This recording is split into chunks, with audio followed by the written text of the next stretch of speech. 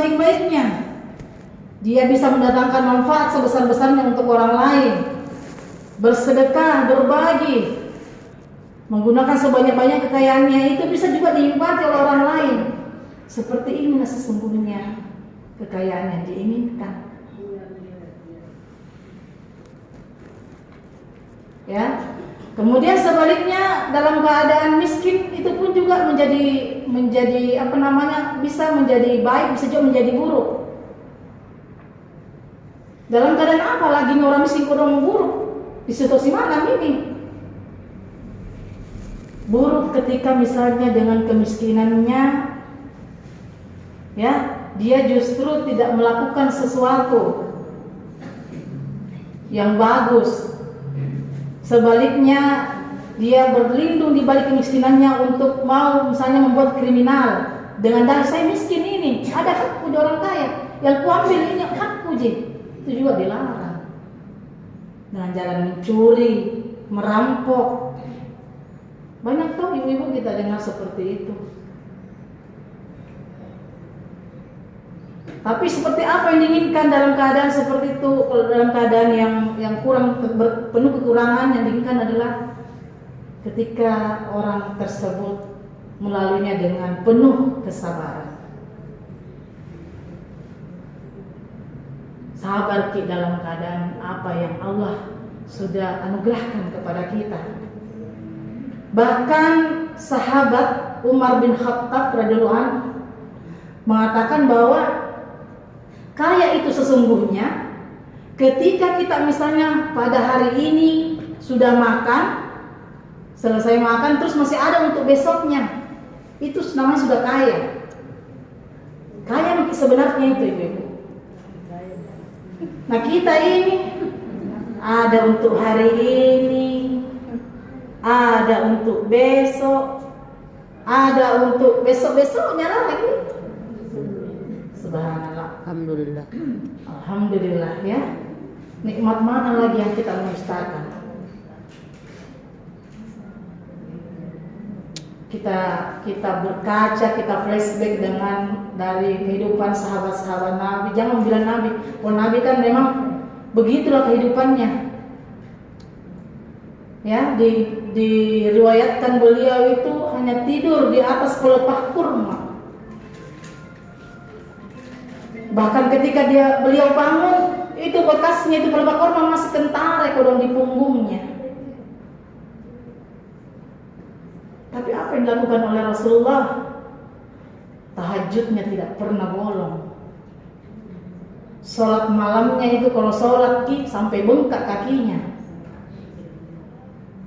Sampai-sampai seketika suatu malam ini Aisyah radhiyallahu anha pernah menangis melihat kakinya Rasulullah. Ya Rasulullah, kenapa, kalau bahasa kita, kenapa sih segitu-gitu amat cara tak beribadah ya Rasulullah?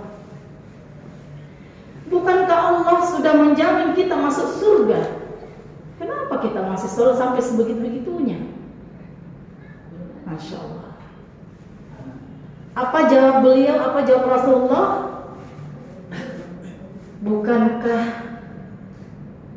atau alangkah lebih bagusnya kalau saya ini adalah termasuk hamba yang pandai mengucap syukur.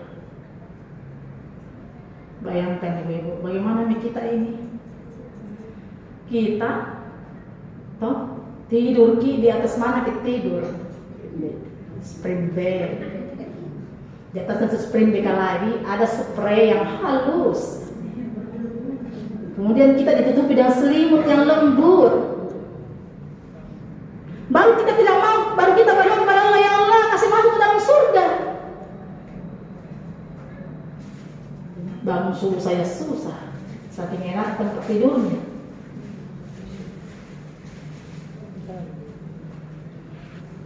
Pak? Iya, artinya itu tadi sebenarnya yang dikhawatirkan salah satu contoh kecilnya. Jangan sampai ketika Allah bentangkan, ya lapangkan ke dunia ke kita lalai, kita lupa. Itu salah satu contohnya.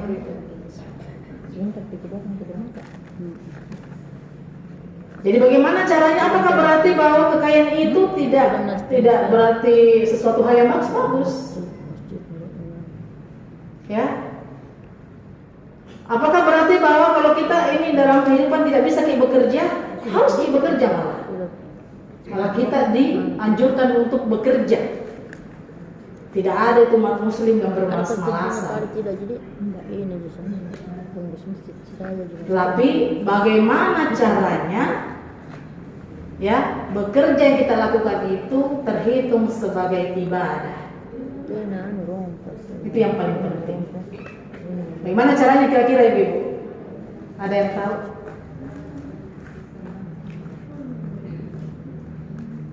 Apakah pekerjaan selama ini kita lakukan kita merasa bahwa kita sudah dihitung oleh Allah sebagai ibadah? Atau nanti sholat baru kita bilang itu ibadah kepada Allah?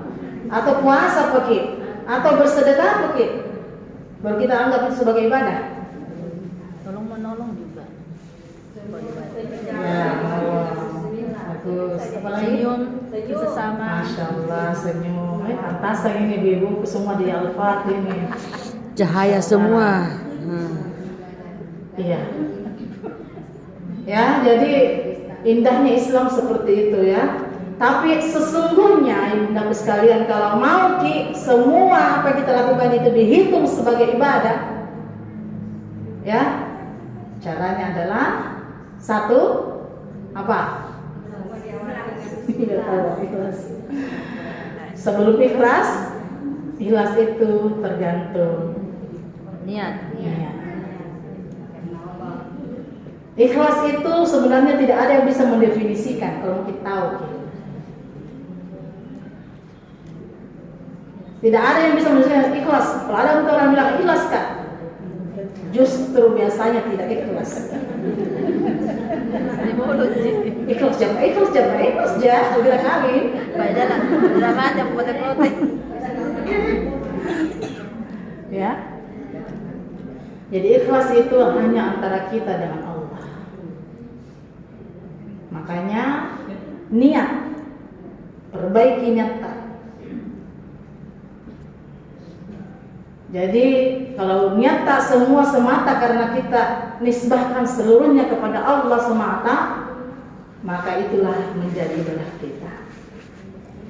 Jadi beribadah itu kalau bilang hanya ibadah itu sholat di masjid saja, tinggal terus mungkin di masjid itu kau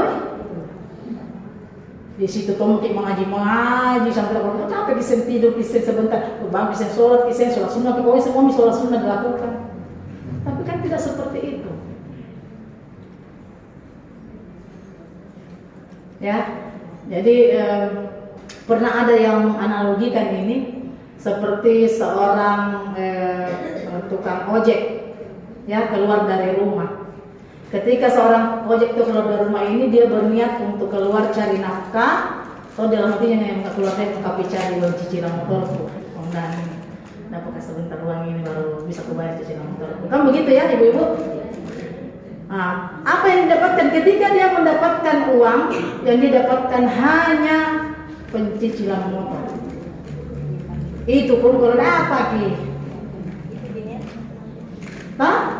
Tapi ketika seorang kepala rumah tangga yang bekerja sebagai tukang ojek ini keluar rumah, sebelum keluar dia bilang Bismillah, ya Allah, saya berniat ini ya Allah keluar mencari rezekimu yang halal ya Allah.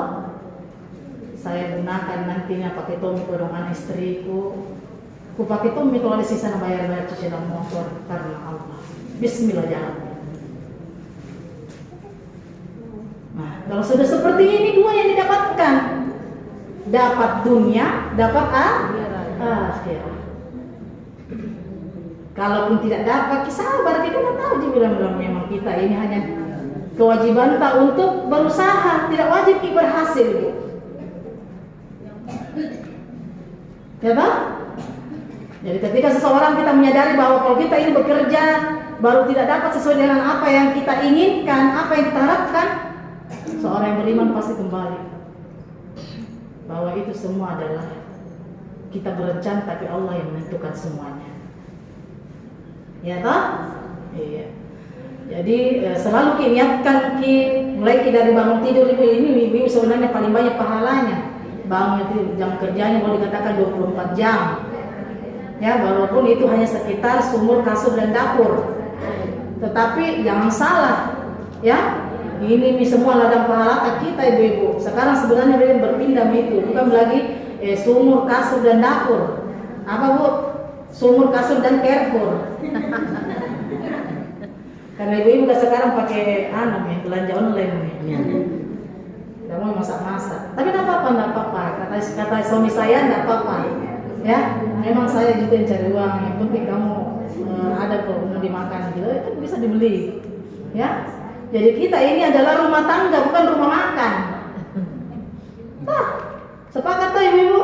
Kalau ada itu bapak-bapak suami-suami yang suruh bisa masak-masak, kasih tahu kita ini ayah, bapak, abah adalah membina kawin sama-sama ini untuk membina rumah tangga ya, tapi bukan rumah makan.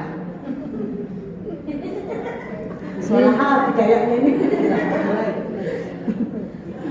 Ya, seperti itu teman-teman sekalian. Jadi itulah kenapa kita alhamdulillah kita menjadi seperti ini. Kita senantiasa mensyukuri apa yang sudah Allah berikan sama kita, kepada kita semua. Memang seperti itulah bahwa tidak ada yang sama. Tidak pernah sama itu Allah memberikan anugerah, justru di situlah indahnya. Ya, tidak pernah sama. Jadi ada orang yang ya miskin, ada miskin sekali, ada miskin sedang, ada sudah sejahtera dalam bahasa kita sini ya, ada sejahtera, kemudian ada kaya, ada konglomerat. Dan sebenarnya ibu-ibu semua kaya dan miskin itulah ujian. Ya toh, ujian. Tapi justru banyak biasanya orang ketika dia dikasih anugerah miskin lolos gitu. Selalu pergi masjid. Tepat waktu sholatnya. Sekali dikasih karena dia ternyata selalu berdoa, kasih kaya Allah, kalau saya kaya nanti boleh barang sekali bersedekah kaya Allah, kami haji kaya Allah. Alhamdulillah Allah kasih dia nikmat kekayaan. Tapi apa? Melewati masjid. Banyak orang ibundaku tidak lolos. Ini minta salah satunya yang Nabiullah Muhammad SAW khawatirkan kepada kita. Mudah-mudahan semua yang ada tempat ini bukan termasuk dalam golongan-golongan seperti itu. Mudah-mudahan kita semua yang hadir tempat ini selalu diberikan oleh Allah rahmat serta hidayah, ya, serta istiqomah dalam menetapi kesabaran, dalam menetapi kesyukuran terhadap apa yang sudah Allah berikan kepada kita semua. Amin, amin ya rabbal alamin. Kita tutup barangkali ya. Sudah jam berapa?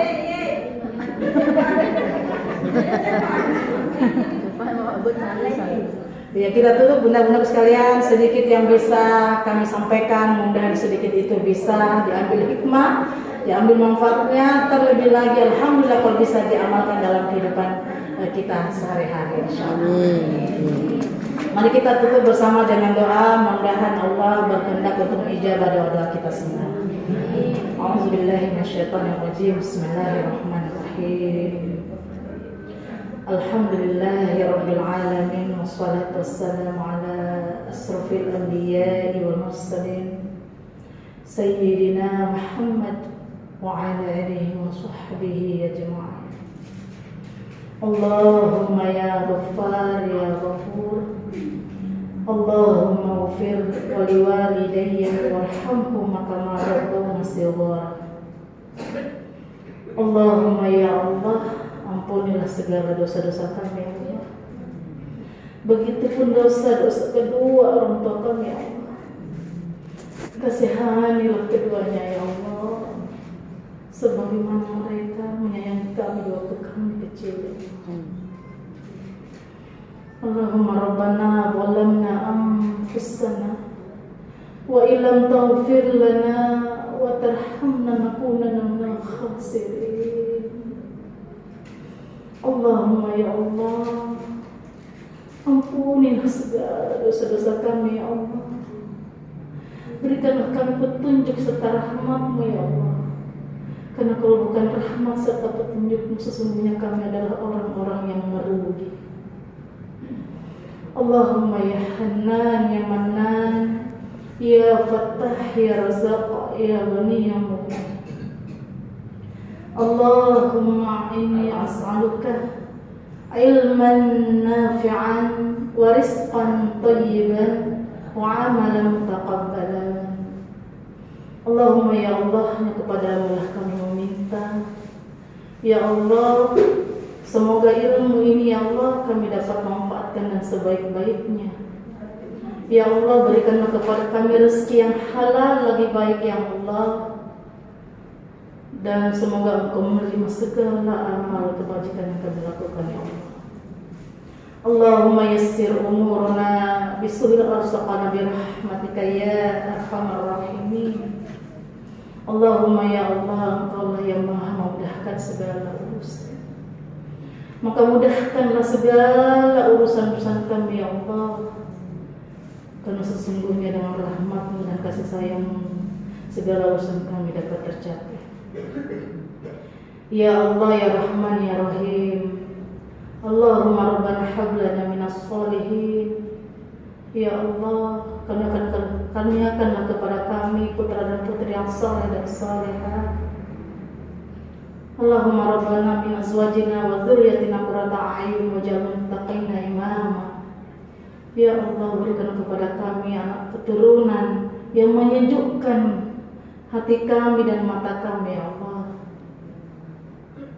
Ya Allah, terimalah segala doa-doa kami ya Allah ya Mujib ya Mujib.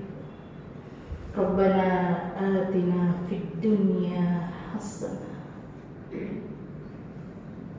wa fil akhirati hasanah wa qina adzabannar. Subhana rabbika rabbil izzati amma yasifun. Wassalamun alal mursalin. Walhamdulillahi rabbil alamin. Al-Fatihah. Bismillah.